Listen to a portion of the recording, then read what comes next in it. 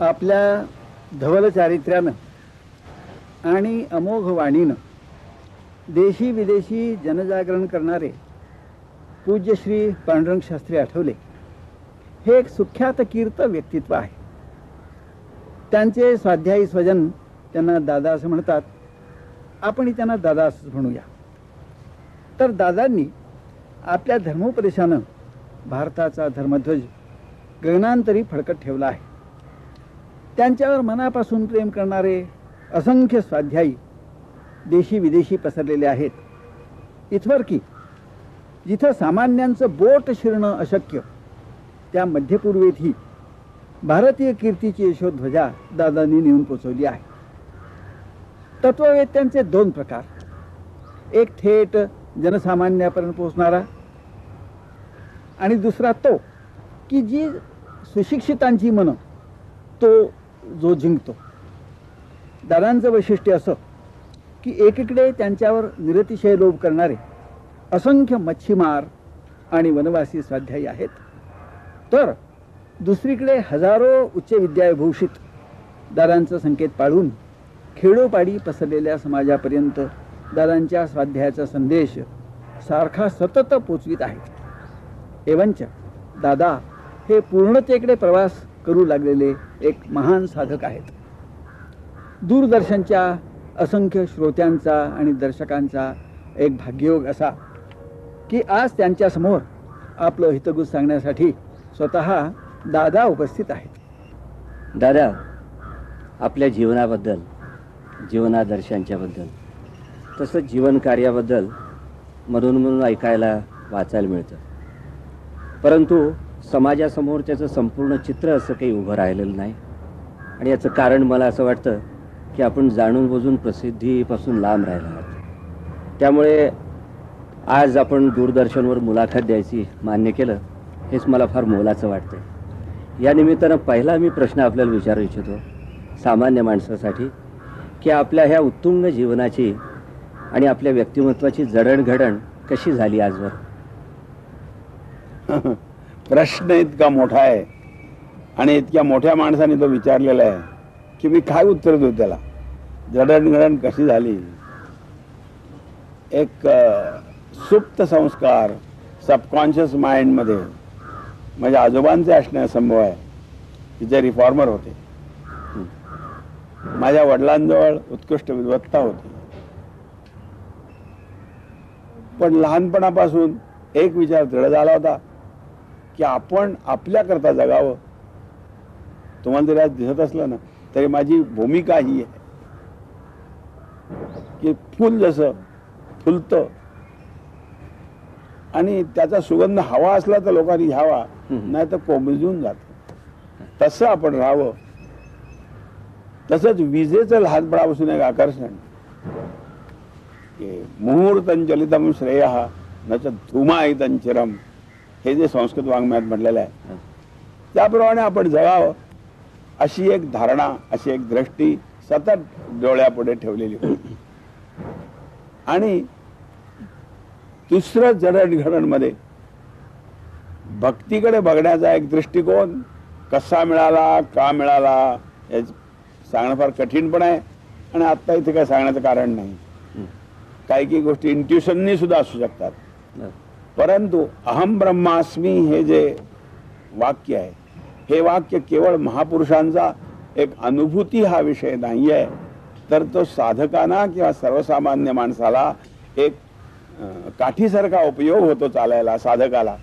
तसं माझ्या जीवनात भगवान माझ्या जवळ आहे ह्या कल्पनेने माझ्या जीवनात उत्साह मिळाला, चैतन्य मिळालं. लोकांनी मानावं न मानावं, आपण काम करावं, आपला आतला देव लिहितो, यातून मी वाढत गेलो. या भक्तीच्या कल्पनेतून God is not in heaven, God is not in temple, देव माझ्या बरोबर आहे हेच आपल्या पूर्व लोकांनी सांगितलं की डोळ्यांनी बघतो ध्वनी परिसतो, हे सगळं ती त्याची दया असं सांगितलं. त्या एक विचारधारेने मी घडत गेलो ठाण्याच्या विद्यापीठात बसलो आहोत. हं. तर ही विद्यापीठाची कल्पना आपल्याला कशी स्फुरली हे आपल्याकडून आम्हाला ऐकायचं कुतूहल आहे. आणि त्याचं आजचं हे जे स्वरूप आहे, हं. आम्ही पाहतो की ठाणं एका वेगळ्या कारणासाठी प्रसिद्ध आहे, पण त्या ठाण्याला इतकी सुंदर विद्यापीठासारखी संस्था असावी हे खरोखरी नवल आहे. तेव्हा हे विद्यापीठाचं आजचं स्वरूप त्याला कसं आलं आमचं हे जाणून घ्यायची आमची निर्तिश इच्छा आहे. तत्वज्ञान विद्यापीठ का निघालं, एक पहिल्यापासून एक विचार काही माझ्याजवळ होते, एक व्यथा होती.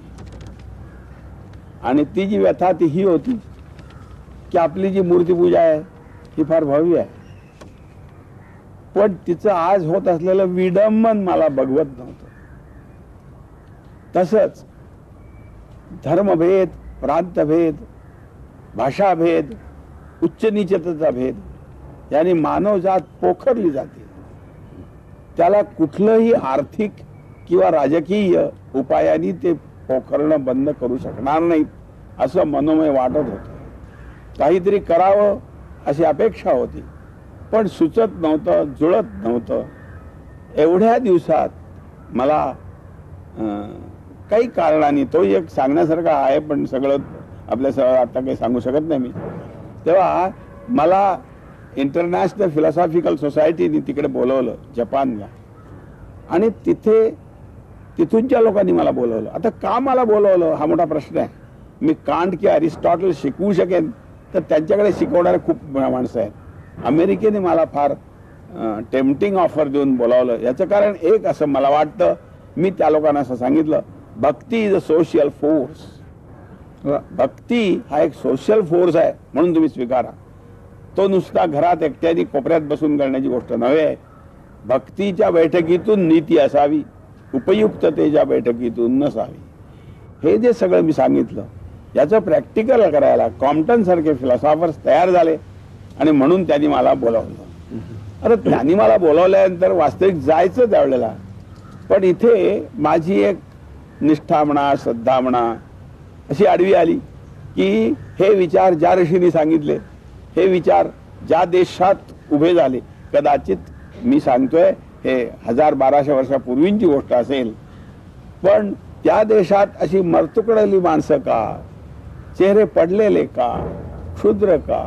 मग मी माझ्या देशात जाऊन काम करून दाखवलं तर मी त्या देशाला काही सांगू शकेन असं म्हणून ती ऑफर सोडून देऊन मी इथे आलो. आणि इथे आलो त्याच्याबरोबर आता इथे काहीतरी संस्था काढायची म्हणून भगवंताच्या विश्वासावर ही संस्था तत्वज्ञान विद्यापीठ उभं झालेलं आहे. इथे कोणालाही अपील नाही, कोणालाही काही नाही, असं हे तत्वज्ञान विद्यापीठ मी उभं केलं. तर ते उभं करत असताना विचार एक काही आले की धर्म जर तुला हे करायचं आहे तर धार्मिक लोकांजवळ जा. पण मी बघितलं काही संन्याशांच्या ग्रुपमध्ये गेलो, त्यांना हे रिफॉर्म करणं त्यांच्या जुळेल असं वाटलं नाही. काही कर्मकांडी कर्मठ लोकांजवळ गेलो.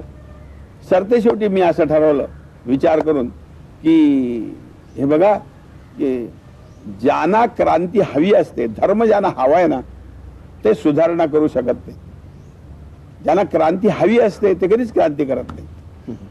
मजुरांना क्रांती हवी होती, पण मार्क्स ती क्रांती केली, सुरुवात केली. मार्क्स मजूर नव्हता. विधवा विवाह विधवांना जरूर होता. महर्षी कर्वे के विधवा नव्हते, पण त्यांनी ती सुरुवात केली. जॉन स्टुअर्ट मिलनी स्त्रीमुक्ती चळवळ सुरू केली, तो स्त्री नव्हता. तेव्हा माझ्या डोक्यात असं आलं की जे लोकांना हवंय ना ते लोक क्रांती नाही करत, त्यांना नकोच आहे असे लोक जर क्रांतीला उभे राहिले तर हे लोक पाठीशी येतील. म्हणून तरुणांना जमवावं, पोस्ट ग्रॅज्युएटांना जमवावं आणि पोस्ट ग्रॅज्युएटांना त्यांना निशंक करावं धर्माबद्दल. त्यांनाच हे विचारावं की एकादशी का, यज्ञ का, कशा करता उभे झाले हे त्यांनाच विचारावं. नसलेले प्रश्न त्यांच्यात उभे करावे आणि त्यांना तयार करून ह्या धर्माचा रिफॉर्म करण्याचा प्रयत्न करावा. भारतातल्या आणखी जगातल्या तत्वज्ञानाचा आपण सखोल अभ्यास केलाय. तेव्हा तत्वज्ञानाचा गाभा काय आणि विशेषतः भारतीय तत्वज्ञानानं जगाला काय द्यावं असं आपल्याला वाटतं? सर्वसामान्य तत्वज्ञानात आपल्याला माहिती असेल 2 गोष्टीची चर्चा होते, सेल्फ अँड नॉन सेल्फ. जड आणि चेतन हे तत्वज्ञानात सगळीकडे आहे. माझ्या दृष्टीने सेल्फ अँड नॉन सेल्फ त्याच्याबरोबर आपल्या तत्वज्ञानी हायर सेल्फ एक बांधला. उत्तम पुरुष स्तन्या हा मला सांगितला पाहिजे. मी तत्वज्ञांच्या परिषदेमध्ये सुद्धा हे सांगत असे की सेल्फ अँड नॉन सेल्फ वर विचार करणारी माणसं थोड्याच दिवसात हार्टलेस होतात. त्या सेल्फ अँड नॉन सेल्फ याच्यावर एक हायर सेल्फ आहे आणि हायर सेल्फची जरूर आहे. आणि हायर सेल्फ एकदा मानलात, उत्तम पुरुष एकदा मानलात की त्याचा माझ्या रिलेशनचा संबंध येतो. आणि त्याच्या माझ्या रिलेशनचा संबंध म्हणजेच तत्वज्ञान. तत्वम तो आणि तू हे तत्वमसी हे जे वाक्य आहे ना, या वाक्याचे तुझा आणि त्याचा संबंध काय असावा तर त्याचे 3 अर्थ होतात तत्वमसीचे. तेन त्वम असी, तू त्याच्यामुळे आहेस. आज तुझं चालणं बोलणं हे त्याच्या सुप्रीम पॉवर म्हणून तू हे करतोस. डोळ्यांनी बघतो ध्वनी परिसतो ही ईश्वराची दया. तेन त्वम असी, त्याच्यामुळे तू आहेस. काही वैभव असेल, बुद्धी असेल, खरोखर मला विचार येतो की स्मृती मला दिली कोणी आणि स्मृती येते कशी, मला काही कळलेलं नाही. तर ही एक अज्ञात शक्ती माझ्यात काम करते असं मला वाटतं.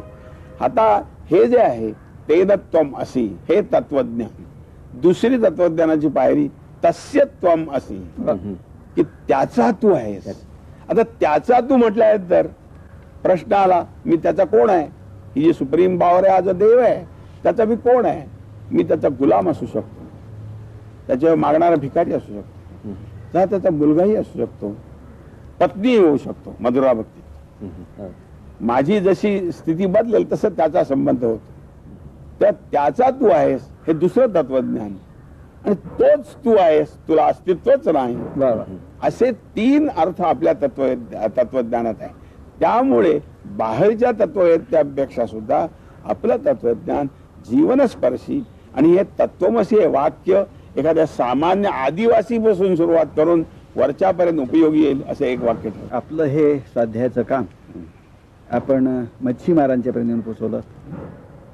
वनवासी लोकांच्या विषयी आपल्या मनात खूप सहानुभूती आहे. त्यांच्यातही आपण नाना परीची कामं सुरू केलेली आहात. हां, आणि त्यानंतर त्याचं साधन म्हणून, त्याचं वाहन म्हणून आपण सुशिक्षितांचा उपयोग केला. तर या सुशिक्षितांचा त्या वनवासींनी, त्या मच्छीमारांनी कसा स्वीकार केला? मी ह्या लोकांना जो खेडेगावात किंवा ह्या लोकात जायला सांगितलं त्यात मी त्यांना हे सांगितलं की तुम्ही भक्ती म्हणून जायचंय. आज आपल्याला माहिती असेल की आपण गरिबांजवळ जातो, निरक्षरांजवळ जातो. त्यावेळेला मी एक शिकलेला आहे, तो अशिक्षित आहे, मी सुधारलेला आहे, तो बिघडलेला आहे. म्हणजे जाणारा आणि ज्याच्याजवळ जात आहे तो यांच्यात एक सुपरियरिटी कॉम्प्लेक्स आणि इन्फिरियरिटी कॉम्प्लेक्स असतो. मला असं वाटलं त्यावेळेला की तुम्ही जर दुसऱ्याला शिकवायला गेलेत तर चांगलं नाही. म्हणून मी सर्वांना हे सांगितलं की तुम्ही भेटायला जा. मी ह्या लोकांना जो खेडेगावात किंवा ह्या लोकात जायला सांगितलं त्यात मी त्यांना हे सांगितलं की तुम्ही भक्ती म्हणून जायचंय. आज आपल्याला माहिती असेल की आपण गरिबांजवळ जातो, निरक्षरांजवळ जातो. त्यावेळेला मी एक शिकलेला आहे, तो अशिक्षित आहे, मी सुधारलेला आहे, तो बिघडलेला आहे. म्हणजे जाणारा आणि ज्याच्याजवळ जात आहे तो यांच्यात एक सुपरियरिटी कॉम्प्लेक्स आणि इन्फिरियरिटी कॉम्प्लेक्स असतो. मला असं वाटलं त्यावेळेला की तुम्ही जर दुसऱ्याला शिकवायला गेलेत तर चांगलं नाही. म्हणून मी सर्वांना हे सांगितलं की तुम्ही भेटायला जा. यांनी सांगितलं हॉब्स अँड हेल्वेशियस, त्यांचं म्हणणं असं आहे की तुम्ही जे गरीबाला मदत करता किंवा ह्याला पीडिताजवळ जाता, यात self love, selfishness and egoistic pleasure is the motive of every action, असं त्याचं म्हणणं आहे. की तुम्ही तुमचा इगो हा करण्याकरता जाता. तो गरीब आहे बिचारा, त्याच्याजवळ जावं, तो निरक्षर आहे बिचारा, त्याच्याजवळ जावं, याच्याकरताच तुम्ही जाता. म्हणून मी माझ्या जाण्याला ज्या सुशिक्षितांना असं सांगितलं की भक्ती फेरी आहे. जर तू भक्ती म्हणून गेलास म्हणजे ज्या देवाला तू मानतोस, ज्या देवाची तू पूजा करतोस तो देव जर सर्वत्र असेल तर तो माणसातही आहे. गीतेने हे सांगितलं, सर्वस्य चाहम हृदय सन्निविष्ट. मग तो वनवासी आदिवासी मध्ये सुद्धा आहे. मग तू जो जाशील तो उपासक म्हणून जा, मैत्रिणी नाही तर संबंधानी जा, बंधुभावानी जा. तू शिकवायला जाऊ नकोस. आणि तू शिकवायला गेलास तर तुझ्यात त्याच्यात एक दरी निर्माण होईल. तर मी अशा दृष्टीने या लोकांना सगळ्यांना पाठवलं. एक उदाहरण सांगायचं म्हणजे एक पोरबंदर जे आहे त्या पोरबंदरला आपल्याला माहिती असेल एका साईडला 40,000 खारवे राहतात आणि एका साईडला 135 का काय अशी मेहर जातीची गाव आहे. या दोघांचं इतकं वैमनस्य, आज इथे खून झाला उद्या तिथे खून होतो. आणि खून केला नाही तर खून करणाऱ्याची बायको किंवा त्याची आई मुलाची त्याला उद्युक्त करते की खून करून येतो. आणि त्याचा केस कोर्टात होत नाही, त्याचं कारण साक्ष द्यायला कोणीही येत नाही. अशा परिस्थितीत सगळ्यांनी हे केलं, सगळ्यांनीच. मी एक उदाहरण का सांगतो की मी कशा भूमिकेतून जातो आदिवासी वनवासी याच्यात, हे कल्पना यावी ह्याच्याकरता सांगतो की सगळ्यांनी तिथे काही लोकांनी भीती दाखवली, काही लोकांनी उपदेश करायला गेले.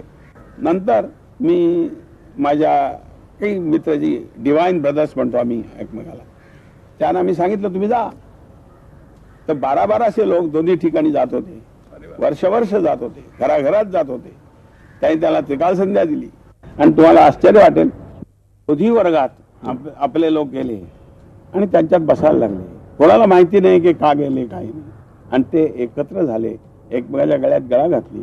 एवढंच नाही तर 2000 सत्यनारायण केले आम्ही. आणि एक पैशाचाही खर्च न करता, एक फक्त माईकला खर्च झाला असेल तेवढाच, बाकी काही खर्च नाही. असं 2000 सत्यनारायण, एक खारवा आणि एक मेहर असं केले.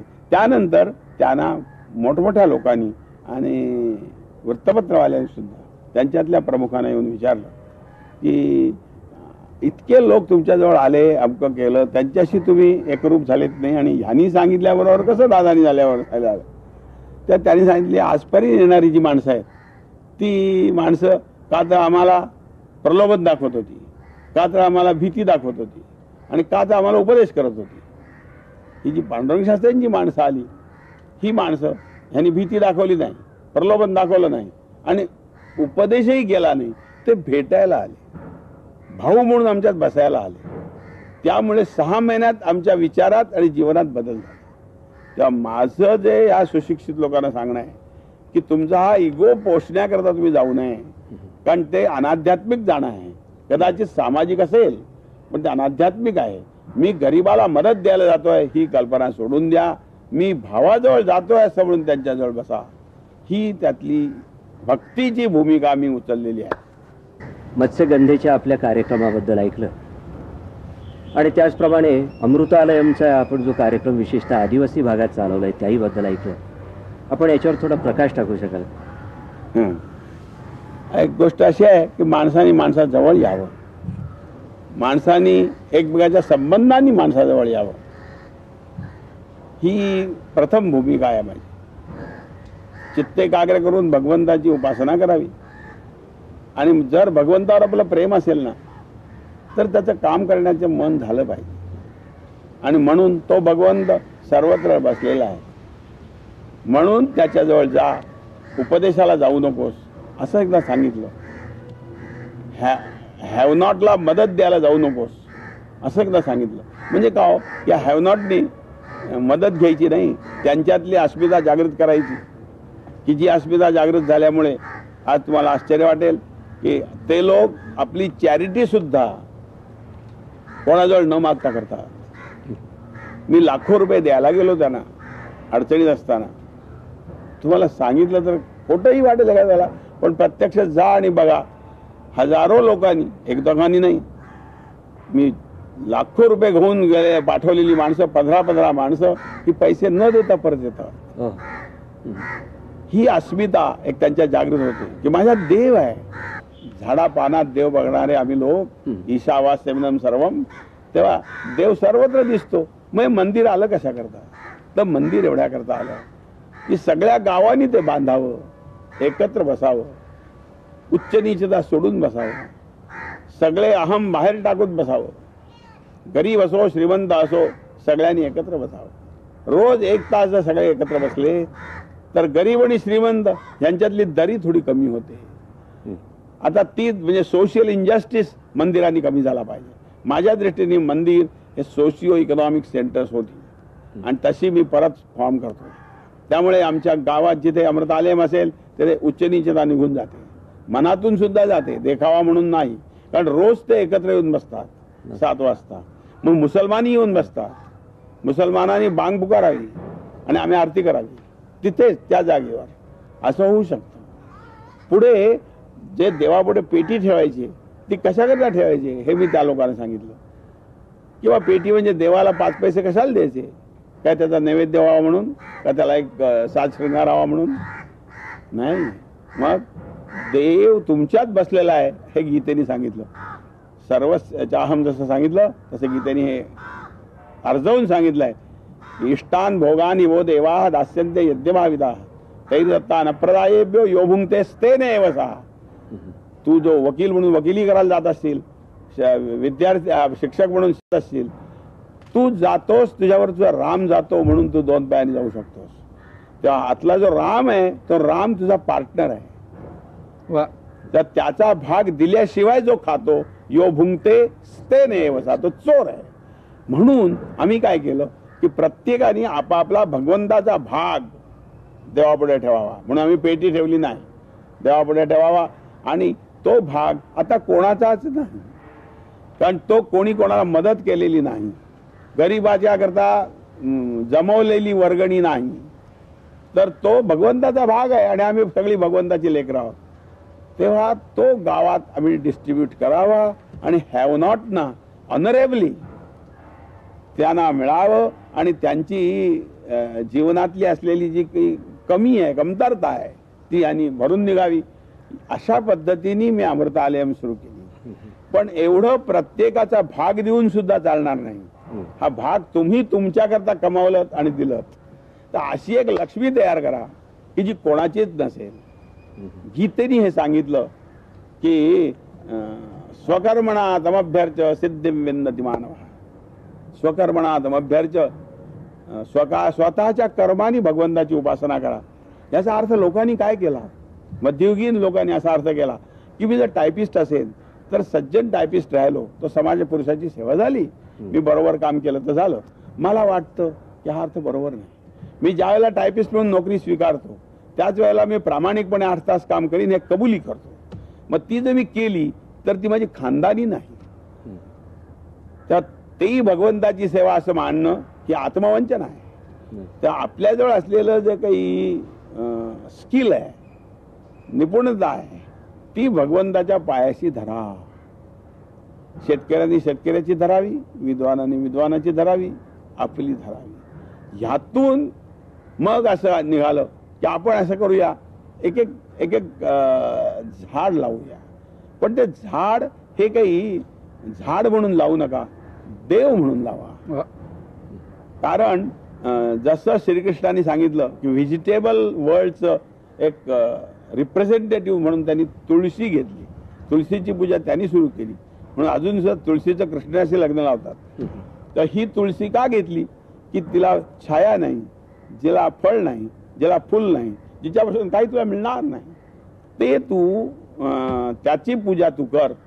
ही फार निष्काम लोकांची सेवा झाली. त्यावेळेला फार मोठी माणसं होती. तेव्हा मी आमच्या लोकांना सांगतो आपण इतकी मोठी नाही, आपण KG स्कूलमधली माणसं. KG स्कूलमध्ये काय मिळतं हे मुलांना विचारतं, बिस्किट मिळतं.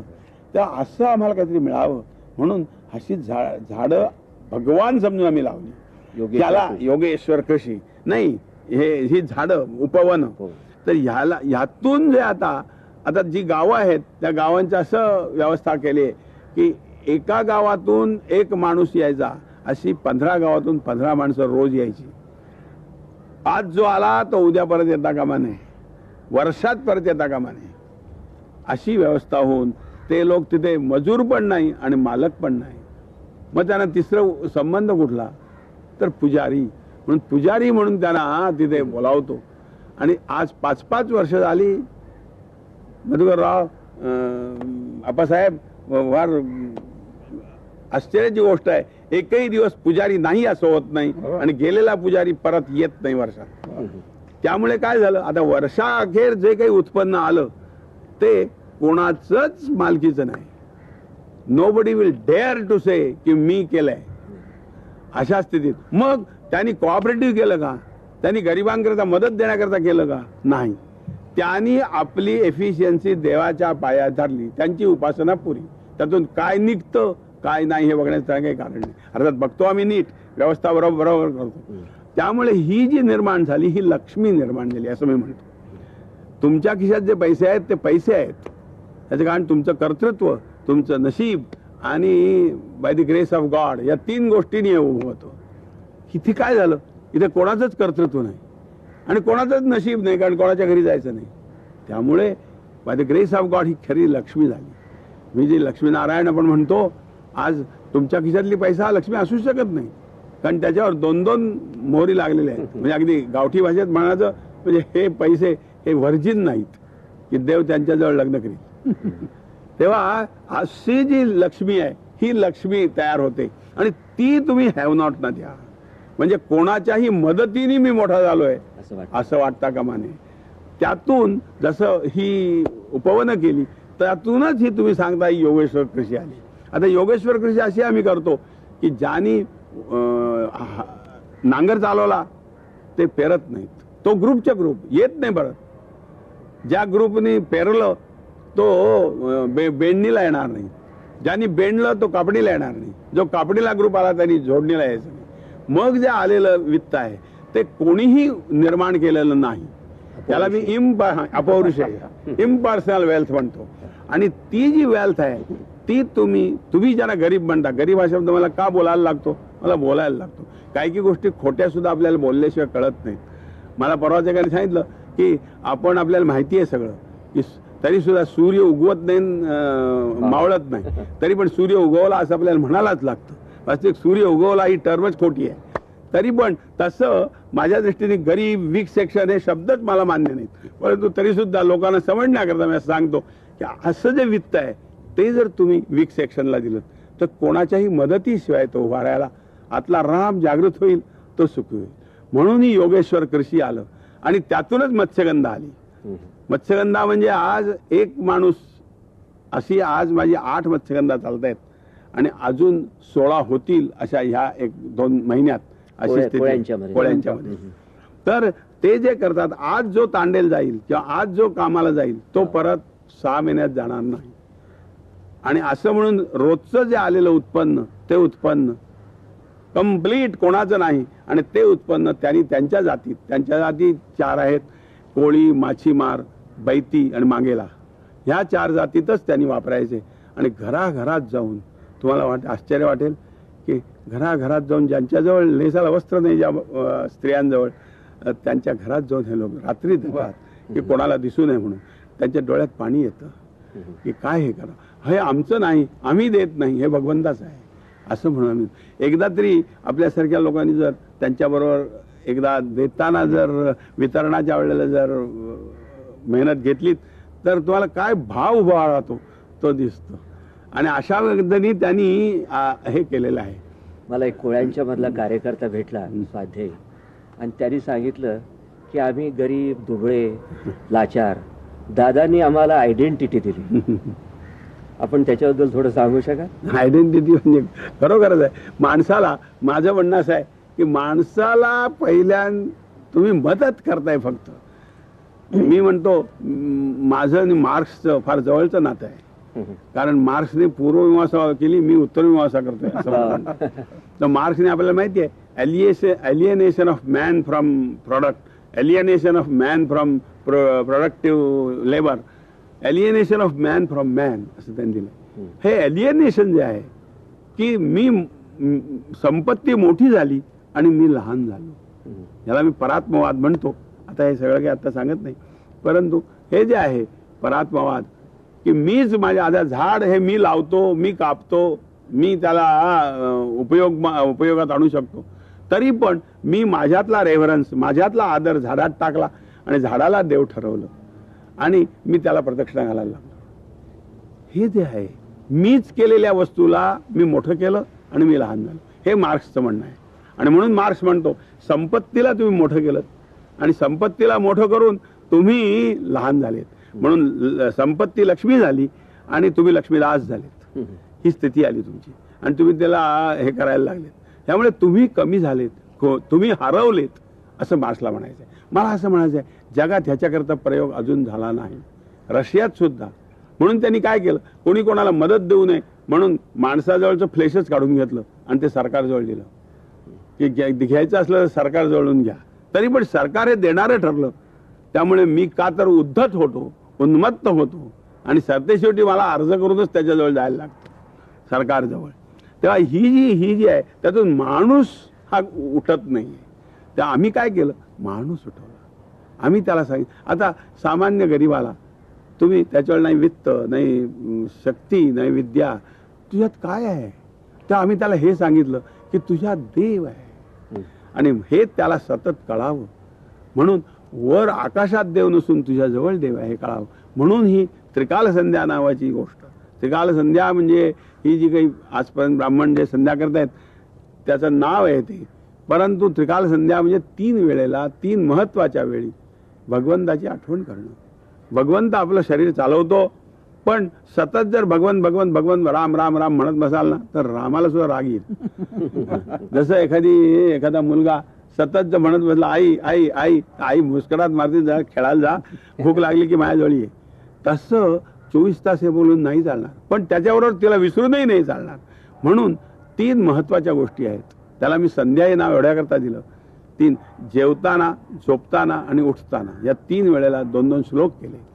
आता जेवताना म्हणजे अतृप्तीमधून तृप्ती ही संध्याकाळाला, तसं जागृतमधून सुषुप्ती हा संध्याकाळाला आणि सुषुप्तीमधून जागृती हा संध्याकाळ. ह्या जो संध्याकाळ आहे याला मी संध्या नाव दिलं आणि त्यांना सांगितलं त्रिकाल संध्या करा. यात काय होत आहे, यात देव मला उठवतोय, देव मला झोपवतोय.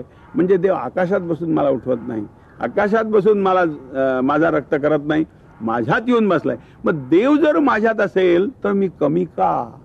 सामान्य माणसाने स्वतःच्या विकासाकरता, प्रगतीकरता कसं काम करावं आणि हे करत असताना शेवटी समाजाचं काही चित्र आपल्या डोळ्यासमोर असेल, आपल्या डोळ्यासमोरचं ते चित्र कोणतं याबद्दल थोडक्यात सांगितलं तर बरं होईल. आज सबंध बुद्धिवादी जो समाज आहे त्याला काहीतरी करावं असं वाटतंय शंकाने, आणि त्यामुळेच एक ट्रिकलर रेव्होल्युशन ह्याच्या लोकांनी स्वीकारलेलं आहे. राजकीय, आर्थिक आणि सामाजिक हे रेव्होल्युशन झालं पाहिजे असं सगळ्यांना वाटतं, मलाही ते वाटतंय. पण मला असं म्हणायचं आहे की तिरंगी नवमतवादापेक्षा पंचरंगी नवमतवाद झाला तर माणूस माणूस म्हणून जगू शकेल. तेव्हा राजकीय, आर्थिक आणि सामाजिक या जशा रेव्होल्युशन हवं आहे तसं भावनात्मक आणि आध्यात्मिकी रेव्होल्युशन हवं आहे. ते रेव्होल्युशन जर आलं, ते रेव्होल्युशन आणण्याकरता तुम्ही आम्ही जर सगळे प्रयत्नशील झालो. आता हे रेव्होल्युशन आणताना काय करावं तर मला असं अनुभवानी आणि प्रत्यक्ष प्रयोगाने असं दिसतंय की भक्ती उचलली पाहिजे. पण जी भक्ती मंदिरात आहे तीच भक्ती नव्हे. भक्ती याचा अर्थच असा आहे मी विभक्त भगवंतापासून नाही, याचं नाव भक्ती. आज होतं देवळात मी पूजा करून आलो की देव देवळात राहतो आणि मी बाजारात जातो, तिथे काही देव नसतो. तर माझ्या बरोबर देव आहे ही जी कल्पना आहे ही याला मी भक्त म्हणतो. की ही जी भक्ती आहे ही भक्ती जर आली तरच सामाजिक क्रांती होऊ शकते. तेवढ्याकरता आर्थिक आणि हॅवनी हॅव नॉटला कशा पद्धतीने द्यावं याची पद्धत सुधारलीच पाहिजे. 2 पद्धती आहेत. एक गरीबाला मदत म्हणून दिली जाते दान या रूपाने, आणि दुसरी सत्तेच्या रूपाने हक्कानी मिळते. हक्कानी मिळते त्यात घेणारा उन्मत्त होत चाललाय आणि देणाराही बेदरकार आहे. इथे देणारा स्वतःला मोठा समजतोय आणि घेणारा दीन होतोय. ह्याच्याहून वेगळा रस्ता काढायला पाहिजे आणि तो तुम्ही आम्ही सगळ्या सुबुद्ध माणसाने आता काढायला हवाय. आणि म्हणून भावनात्मक आणि आध्यात्मिक असा पंचरंगी क्रांती करावी. आणि ती जर क्रांतीच्या प्रत्येक बैठकीत जर भक्ती आणली, आणि भक्ती म्हणजे केवळ दत्ताला हार आणि गुरुवारचे पेढे एवढंच नाही किंवा आरती आणि प्रसाद एवढीच भक्ती नाही, भक्ती इज अन अंडरस्टँडिंग असं म्हणून हे जर उचललं तरच हे प्रॉब्लेम सुटतील. आणि मला वाटतं आपण सर्वांनी ह्या आमचा प्रयोग जरा जास्त आत्मीयतेने बघून आपलासा करावा.